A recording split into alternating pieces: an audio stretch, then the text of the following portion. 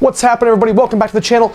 And today I'm talking about regrets. I think in life we're gonna live with a little bit of regret over something that's happened in the past. Whether it's the relationship, the one that got away, whether it's that classic car that you should have held on to and restored and be worth thousands, or like myself, maybe you have gaming regrets. Pretty sure my buddies at Gaming Off the Grid did this a few months ago, and it's been ingrained in my mind because we all have gaming regrets. So today I want to talk to you about a few of my gaming regrets over the years, games that I wish I wouldn't have got rid of, consoles that I wish I still had, and just the knowledge of being a gamer now and realizing how important retro gaming is. There are so many times that I go, oh my gosh, you're an idiot for getting rid of that. So stick around, let's talk about some gaming regrets.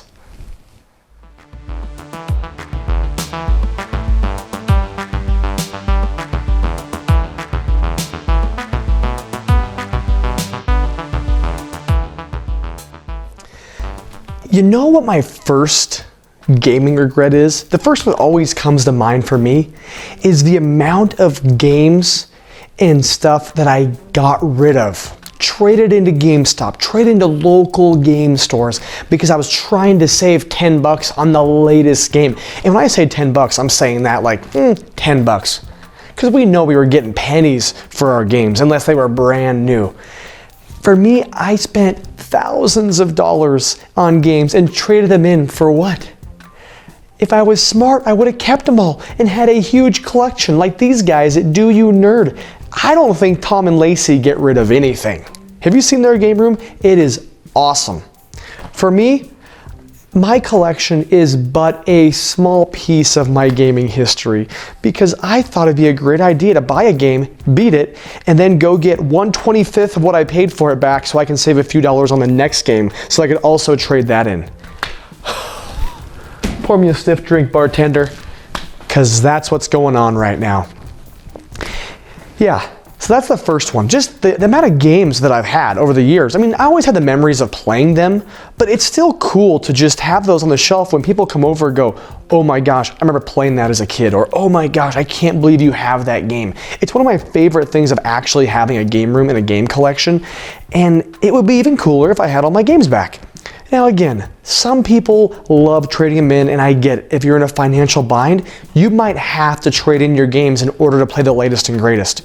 And as a kid, well, yeah, I mean, that's kind of the way it goes. I mean, you're not really raking in the dough as a kid. I mean, I don't care if you had a paper route. Okay, you probably weren't making enough money to pay for your entire game addiction at the time. And frankly, when I was a kid, it was like birthday and Christmas, and you hopefully had a few bucks left, and then you trade in your games to get new ones. So I know I'm not the only one, but just the amount of games and just handhelds and just systems that I got rid of really bummed me out.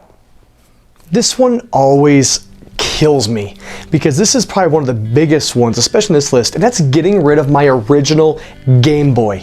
Yeah, I know that green and black monochrome ugly tiny screen looks terrible by today's standards, but if you grew up in the early 90s and you had a Game Boy, it was amazing to go on road trips. And for me, I kept it in pristine condition. I'm not joking. When I got rid of this thing, it had one tiny scratch on the edge of the screen, not even where you're watching the game, and that bugged me the day I did it. As a kid, I knew I wasn't gonna get tons and tons of games. I wasn't gonna get a replacement if I broke my screen or broke my Game Boy, so I took perfect care of it. And I don't know exactly what happened, but I'm sure a new Game Boy came out, a Game Boy Color, and I got rid of my original Game Boy in almost every single game. Am I gonna play the original Game Boy right now? Probably not. Can I play it through emulation? Of course, and it's a lot easier to do that. But to have my original Game Boy would be so cool. I had The Legend of Zelda Link's Awakening. I had Mario's Picross. I had Super Mario World 2, 6 golden coins. There were so many games that I had that I've played and I've beaten. And I wish I still had those. I got rid of my entire Game Boy collection, and it's one of my biggest gaming regrets just because of the nostalgia and just the attachment to it. I got it for Christmas, and the funny thing was, old Santa Claus stuffed my stocking backwards. That sounds kind of dirty, doesn't it? And I got the Game Boy case before I got to the Game Boy. So I'm digging through my stocking and all of a sudden I get a Game Boy case and I'm going, I don't have a Game Boy, but the 8-year-old me or however old I was kind of had a light bulb go off. Bing! And I was like, oh, I think I know what's in here. And it was the original Game Boy. And I don't have it. All I have is the memory of getting it, the memory of playing it, and the sad memory of getting rid of it. Before I get to the next one, I just want to say misery loves company. So make sure in the comments below, you let me know what your gaming regrets are. I don't want to be the only one. If all you guys troll me and say you have no gaming regrets and you have every game you ever had, well then I'm going to be really, really happy. But I'll be happy for you. So with that, what's my next one? Well, my next one is a console, the PlayStation 3. I bought it on launch and it was the 60 gigabyte backwards compatible PS3. Little did I know how collectible that was going to become, but really more than anything, it's that I loved that it had backwards compatibility. And we all know YOLO, you only live once, except in the PlayStation's case, YOLO means it's dead. It's literally dead. The yellow light of death. And I got it. And you know what I did? I took it right to the dumpster, I punted that thing across the freaking living room, and I tossed it in that dumpster and I said, adios, and I bought a different system. It seemed like a decent idea at the time. Yes, I know I'm kicking myself for it now, and maybe there's not a great fix, but I at least wish I would have tried.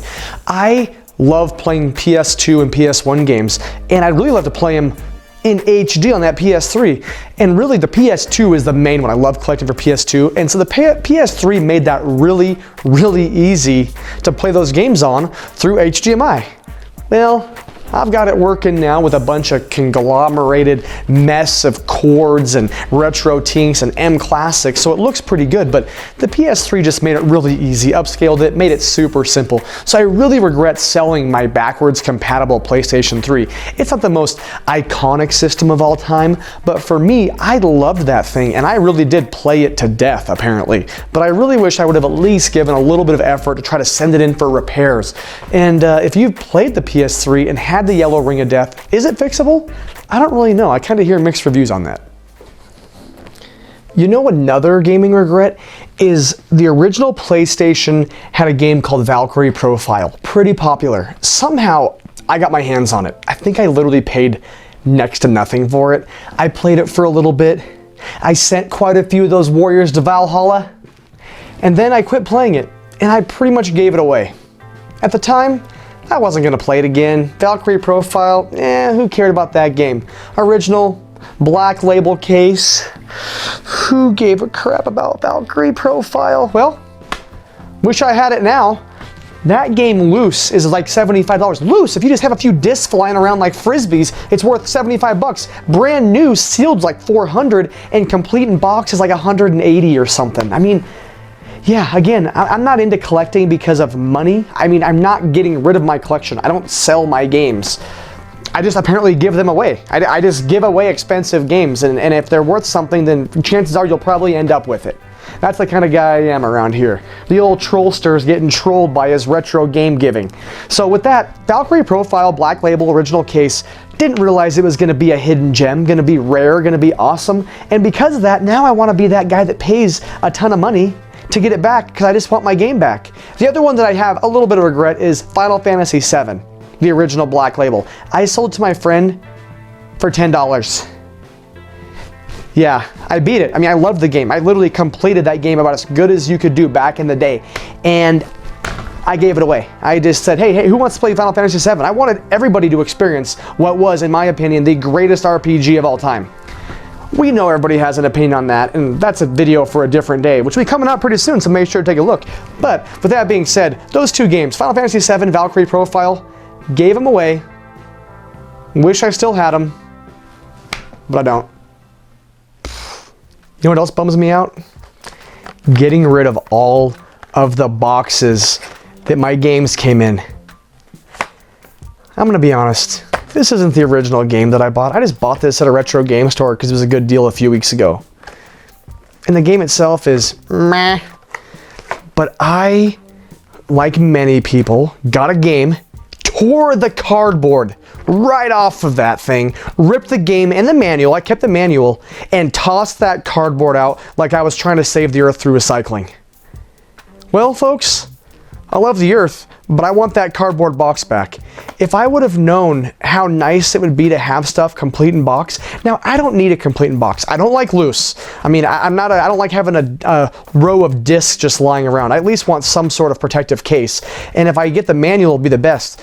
But Nintendo games, you pretty much have to have loose nowadays. Super Nintendo, N64, complete in box is a major rarity. And for those of you that collect that, it's expensive. It's way more than just getting a loose base cart. So with that, all my games are pretty much loose that are in carts. CDs, DVDs, I don't go loose because it's just, those aren't too bad. But man, the boxes that my original Nintendo, Super Nintendo, Nintendo 64, I really wish I could get those back. For one, they look great on the shelf. They just look cool. And two, they really do make your collection a little bit more valuable. And again, it's not about having all this money lying on my shelves. These are games that I play and I've played, and I just wish that I kept those boxes because they really are cool to see some of the stuff. So with that, I definitely have a regret of just tearing through cardboard as a kid and tossing that in the garbage can and grabbing the cart out of there.